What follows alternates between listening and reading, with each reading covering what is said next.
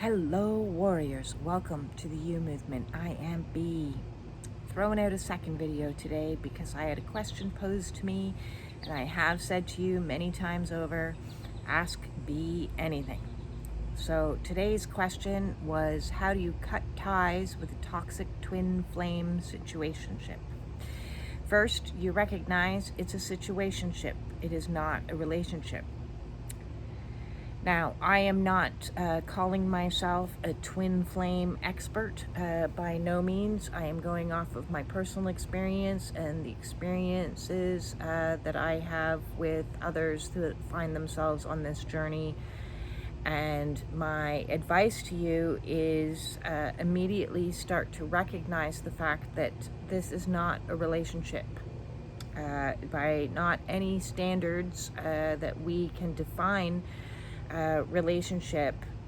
It's not a partnership, it's not a friendship, it's not a romantic involvement, it's none of those things. Whether it has the capacity to become that or not is still unknown at this point in time, because you need to go through a process of purification. And that's what the journey is all about. This is your spiritual awakening. This is your Kundalini awakening. This is your awakening. And so what it is about awakening to your truth and awakening to your own toxicity. So if you're identifying toxicity in your counterpart, then that is mirroring back to you where toxicity lies within you. And so, for example, there are multiple paradigms that could be at play. If the toxicity is, let's say, because my speciality seems to be on this site talking a good deal about the empath narcissistic paradigm, and I'm saying narcissistic, not narcissists. So let's again qualify that not everybody that displays narcissistic qualities is a narcissist. To be a narcissist means you're at the farthest end of the spectrum that you can be, and you lack any self-awareness whatsoever, and have any, that's it's basically, I kind of look at it like being taken over by the Borg. Resistance has become futile, and you have just completely, Elvis has left the building. There is no redeemable qualities left in somebody who has a narcissistic personality disorder, because they're absorbed into negative energies and darkness, and there is no comeback from that. However, on the spectrum, there is a lot of narcissistic characteristics that one might find themselves playing in on, and understanding that both empath and narcissist come from a creation of trauma that has been a coping strategy to deal, where the narcissistic energy is, I'm going to put my needs on top of the pile, because that, and any means necessary, because my needs weren't met as a child. So I'm going to lie, cheat, steal, manipulate, gaslight, anything and everything type of behavior, so that my inner child can be taken care of. And the empath is, I am going to people please, I'm going to be hypervigilant, I'm going to fawn, I'm going to self-sacrifice, I'm going to do all of these toxic energies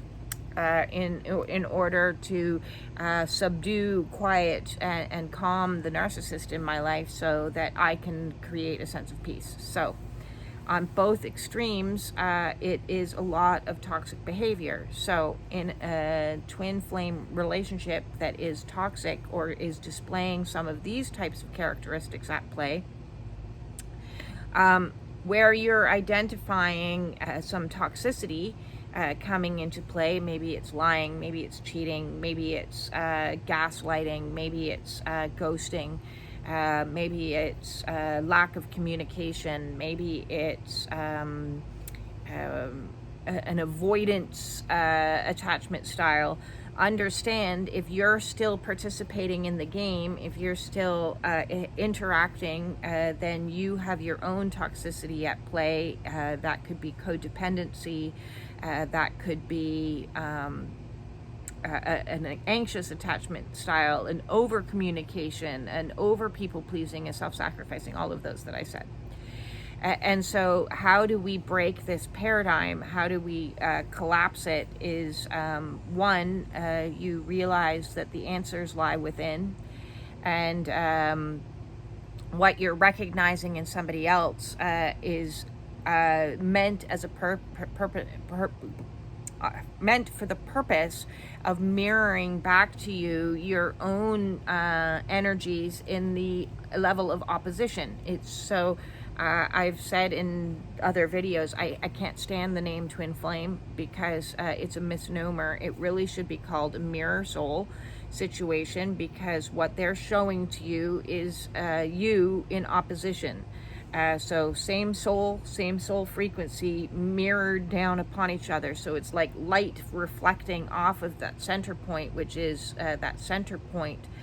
So I'm not huge into physics, but if you have a light source that is going up and bouncing off, you're going to see things in opposition. So if you're shining a light on something and saying, hey, I don't like the way you do this, that, or the other, you have to then do the mirroring exercise and the mirror work, which is the shadow work, which is to take that light and then put it back into self and say, why am I sticking around? Why am I communicating with a person that's not communicating with me? Why am I chasing after a person that is running away from me? Why am I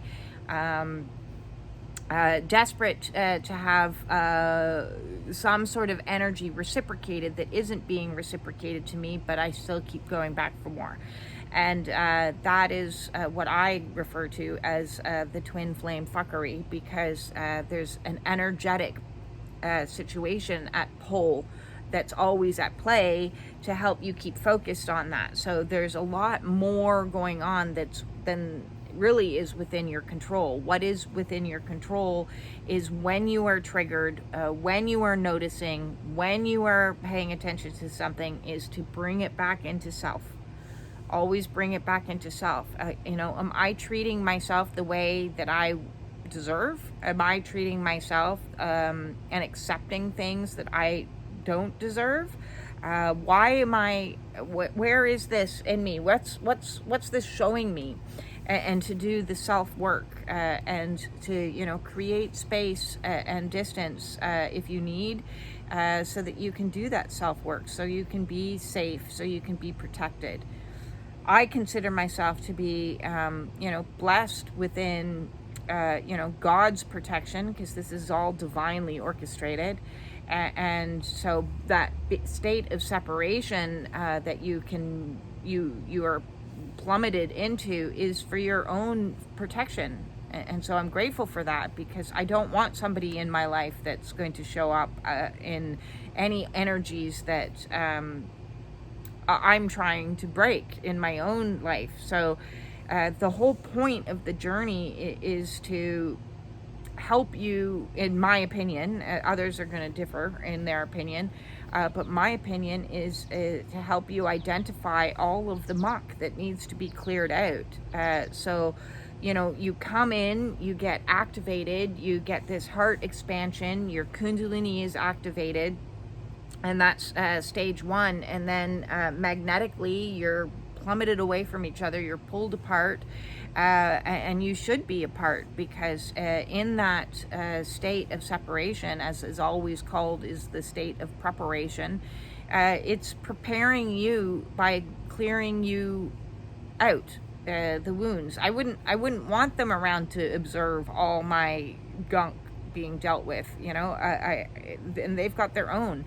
So anywhere that there is a paradigm that you are in extreme energies of each other, there is going to be a disconnect. There's going to be a certain degree of toxicity before you bring yourself back into alignment. So identify what it is in you that's out of alignment. And when I say alignment, I don't mean alignment with them. I mean alignment with soul, that midpoint between the two.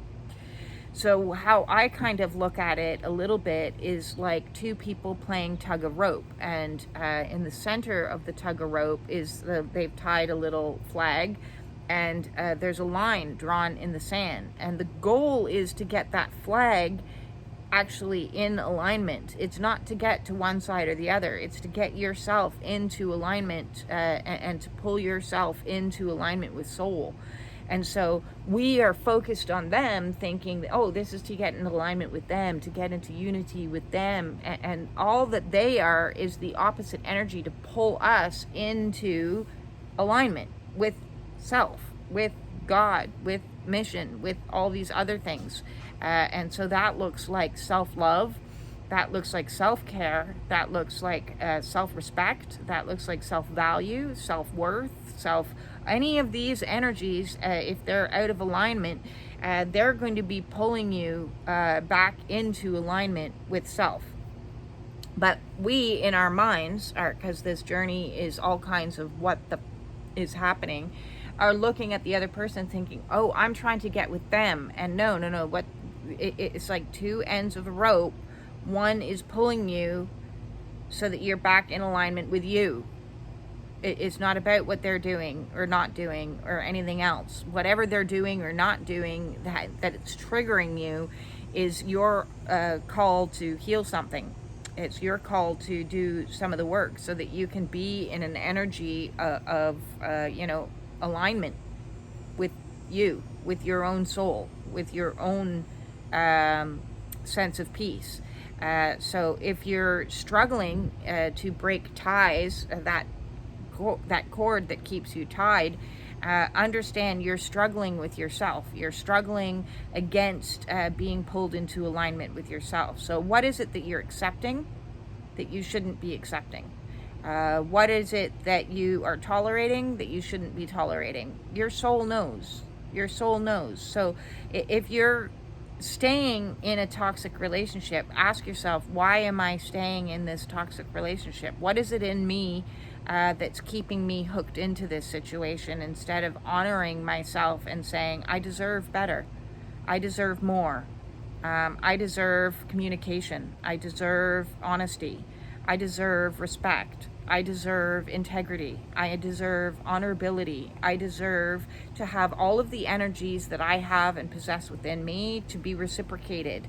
And if they are not, then we need to cut our focus and return focus back onto self, and saying, okay, there's some inner children work that perhaps needs to be done. There's some shadow work that perhaps needs to be done.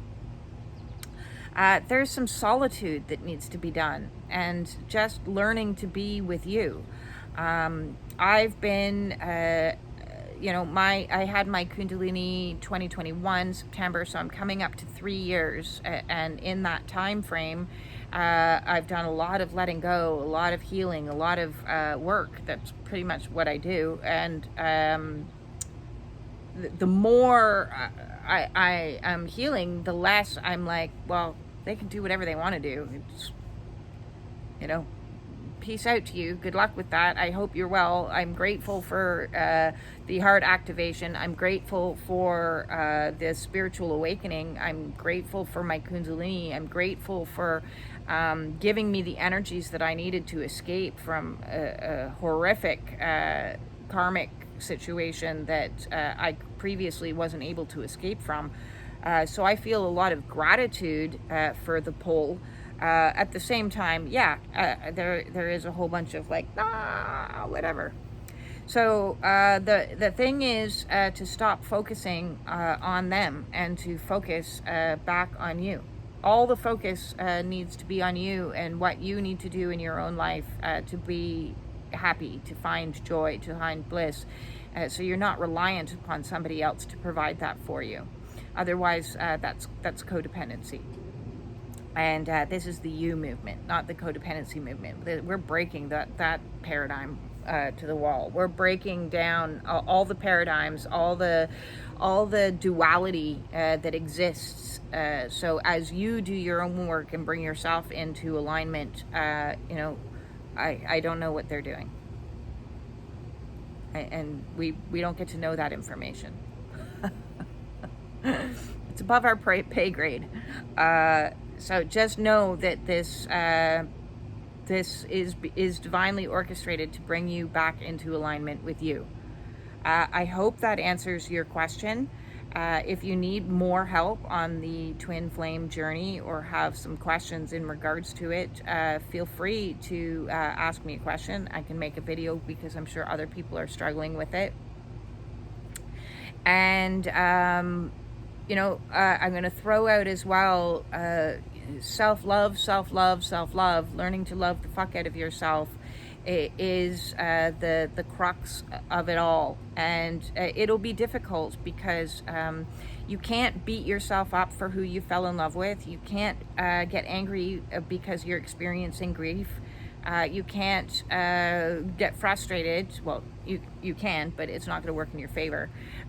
You need to treat yourself to reparent that inner child that's having things triggered and activated. You have to show compassion that you would to your best friend if they were lovesick and going through grief and loss, and understanding that this process is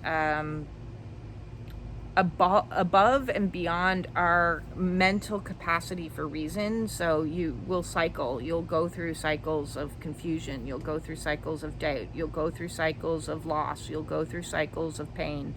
You'll go through cycles, and so each of those is part of the purification. Consider yourself in like a washing machine, getting all the stuff rinsed out as you're going.